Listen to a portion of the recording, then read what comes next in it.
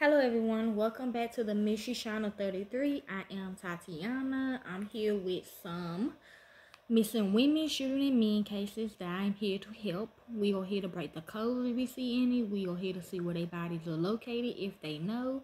And we also here to see if they are alive, deceased, body fluid, change their identity, or misidentity. Y'all already should know who's involved. So let's begin. If they tell me something, I'm just gonna say it, okay? It is titled Arkansas Pass Police Department Expecting Movement in 1989 Missing Child Case. Hopefully within the month or two. I'm hearing yes. 13-year-old Blanca Elisa Roberson left her Roberson, Arkansas Pass, Texas home on August the 6th, 1989 to meet with a friend at a nearby elementary school. She said yes, she was walking to school though. She has not been seen since. Okay, this is how she looks. Okay. Everything was going to be okay as long as my big sister was with me. Ruby Hall, not her real sister, told Dateline about her sister, 13-year-old Blanca Elisa Roberson, who went by her middle name. Life was going to be great. The thought of Elisa takes Ruby back to the afternoon spent bike riding together down to the harbor in Aransas Pass, Texas, a corner of the world which in their minds belonged only to them. Our whole lives seem to revolve around these few blocks, Ruby said. Okay. Gang rape, okay? It was like we had no cares in the world. That was codes for that one. Ruby describes her sister as a cool kid, a true product of 80s headbands and MTV. Maybe her family members were born in the 80s or something, or maybe she liked 80s. Everybody seemed to like her. She had so many friends, Ruby said, and I was the tag-along little sister that wanted to just keep up with her and was so excited to be able to hang out with her. The eldest of 4 siblings, Elisa was the only one born in Nakoguru. Like their mother, Marina Tomchak, not her real mother. I didn't speak English, Marine told Dateline, with whom she spoke Spanish. She was the one that helped me all the time when I went to the appointments with the doctor or whatever. I had to fill out paperwork. She was my translator. I'm hearing this is actually her mama and her siblings, okay, with this picture. They can get whatever they want, okay? That's part of law. They can go in your house and get any picture they want, okay? Marina describes Elisa as a mature child, I'm hearing true, who acted as a sort of little mom for her siblings. I'm hearing yes. Having her who helped me with everything with a blessing, she said. She was a blessing for the whole family. She was like the soul of the home. But even with some adult responsibilities, Elisa was still a kid, which made those bike rides with her little sister all the more special. Ruby remembered it as an almost escapist feeling, careless, wind in her hair, riding alongside her best friend. I'm hearing true. It kind of kept us kind of protected and safe in our little make-believe world where we can escape for some of the bad stuff that was happening. She said true on her mama's side, her mama okay. Ain't nothing wrong with that, but still, or hard adult things, she says. So when Elisa went missing, it was kind of like the spoke that kind of held the wheel together, and it felt like everything just kind of fell apart after that. Ruby thinks about the day Elisa disappeared often. It was Sunday, August the 6th, 1989, around 5:30 p.m. Elisa came home from a friend's house, another friend who lived a few blocks away. So someone war in that area. So y'all should shape that area they talking about. It could have been a pedophile in that area. Okay? Pedophiles do be living next to y'all. Y'all don't be knowing it. They can't tell you either. Which is messed up. Another friend who lived I'm hearing yes, it was a pedophile. Who lived a few blocks away, called the Roberson house shortly after Elisa walked in. Debbie asked if she could come over and play, Ruby said, and my mom had told Elisa it was already getting late and that she needed to stay home. She said yes, she was helping other kids that were trafficked with her, so yes, she was trafficked, kidnapped, okay, over the phone by a pedophile that lived in that neighborhood, on that block, Over the phone, Debbie suggested that she and Elisa meet halfway at Kilburger Elementary School, which will be between their houses. About a 6-minute walk for Elisa, according to Marina. Debbie told Elisa that her father would take them home after they finished playing. And then I said, well, then that's fine, because that wasn't the first time they made that deal. Okay. I don't know what that means. Somebody made a deal, though. Somebody sold her, though. Okay, somebody helped with this. Somebody that's in the crew or whatever.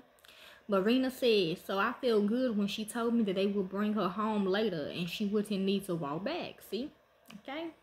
So somebody knew somebody, okay? They knew somebody, okay? They got something to do with this. Alicia headed out to meet her friend. The rest of the Robertsons spent their late Sunday afternoon at home. Then the phone rang again. Debbie called our house and asked if Alicia was there. Ruby said, according to Ruby, Debbie told the family Alicia never showed up at the school, so she returned home to call the Robertsons. My mom said she felt that it was a long enough time period that it shocked her because she thought she should be with Alicia at this point. Marina asked Debbie to go back to the school and check if Alicia had shown up.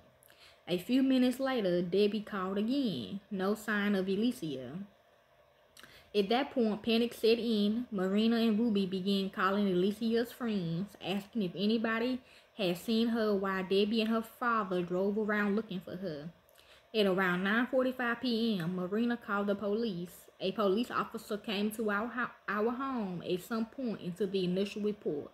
Ruby told Dateline. Them two girls, y'all know them, the mother and daughter duo, they had another home somewhere. So they did it all over there, okay? Marina remembers the conversation she had with the officer in their home that night. He thought that she would show up after a while, that maybe she gone down to the path and got distracted talking to another friend, she said. Linda Thompson was a lieutenant with the Aransas, A-R-A-N-S-A-S, okay, Pass Police Department in 1989. She was the original investigating officer in Alicia's disappearance. It was a department policy that if a child was involved in any way in an offense, I was being contacted immediately, she told Dateline. However, she says the officer who took the initial report did not contact her on the night of August 6th. So it wasn't until the next morning that she found out about Alicia's disappearance. I hate that this happened, but it did. We got a 12-hour late start on investigating her case, Thompson said. Okay, so it could be 3 years, 12 years, okay, something like that. Somewhere going on that number. So midnight, okay. Thompson said, I firmly believe we had started that night when the call came in.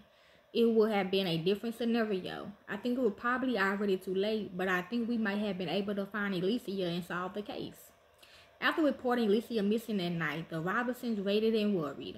Ruby and I stayed awake all night, watching the window, panicking, Marina said. And I thought that maybe the police would come tell me something, but no one ever showed up. Ruby remembers that night too. I just remember this god-awful feeling like in my gut, like it's a feeling I never forget, or just, something's wrong, she said. And your little 12-year-old mind and body can feel that you just know something wrong. True. Your sister's not home and she's not coming home. Okay, this is the age progression to 18 years old. I'm hearing this is the woman they sold her to. Okay. So they probably just in the treasury and they like part of the ceiling, okay? So this is who they sold her to. Okay. The next morning, the Robertsons went to the Aransas Pass Police Department. Linda Thompson remembers seeing the family walk into the station right before a dispatch officer handed her the report about Alicia's disappearance. Thompson knew the Robertsons and knew that Alicia acted as a translator for her mother, the woman that they sold her to. She says when she saw the family at the police station and Alicia wasn't with them, it immediately worried her. I felt like I had been kicked by a mule. Okay, so she reported her mules, okay? I knew immediately that something really bad had happened, and if we didn't get really busy real fast, it was going to continue to be bad, Thompson remembered thinking. Well, unfortunately, we got busy really fast, but we made it no difference, okay? Okay. Aransas Pass Chief of Police Eric Blanca joined the department in 2012, 23 years after Alicia disappeared. He will not share specific details about Alicia's case, but said it became alive again with new information. In 2016, in the intervening years, more interviews were conducted and it got a little cold again. He said that the department ran on the evidence to be processed. According to Chief Blanchard, the investigation had recently gained traction again. She said this either her or her mama. Okay. Look like her. We have been able to focus back on the case again in 2024, the chief said, which we are now. We will have a movement on the case, which we are anticipated with. Hopefully within the month or 2 months, we'll be able to get further along in what we acquired from 2016. So she went missing 2016 actually. Because even though I said 3 12, okay, 3 equals a 6, okay, in the military. So Ruby told Dayline in 2016 she and her family were brought to the Aranis Pass Police Department for questioning. She said the department has since accused them, specifically Alicia's mother, Marina, of having something to do with Alicia's disappearance, the woman they sold her to. What happened to us in 2016, or her real mama, she said, caused us to shut down, and it was so traumatic. We still, as we speak, still processing what happened to us. Ruby said we are fighting for answers for Alicia to find, to find her, to find justice for her. But we also find the accusation that the police department had put up. Okay. Chief Blanchard believed it very likely that Alicia was murdered. I'm hearing yes. I think with the time that had elapsed, it's very unusual that we see missing persons don't at some point. About 35 years, we emerged, she said. I kind of feel like we are missing. We are investigating maybe a homicide or some type of death investigation. So Sunday, this week, if everybody be good. Okay. So yeah. Anyone with information about the disappearance of Blanca Alicia Roberson is asked to contact Aranis Pass Police Department Captain Kyle Rose at 361-758-5224. You can also anonymously submit a tip through Crime Stoppers. If you'd like to help with this case of Alicia, you can. I don't do this for the fame or the money. I do it because it's what I love to do. And to the real families of these victims, of this victim, Blanca Alicia Roberson, corporate America would say shut up.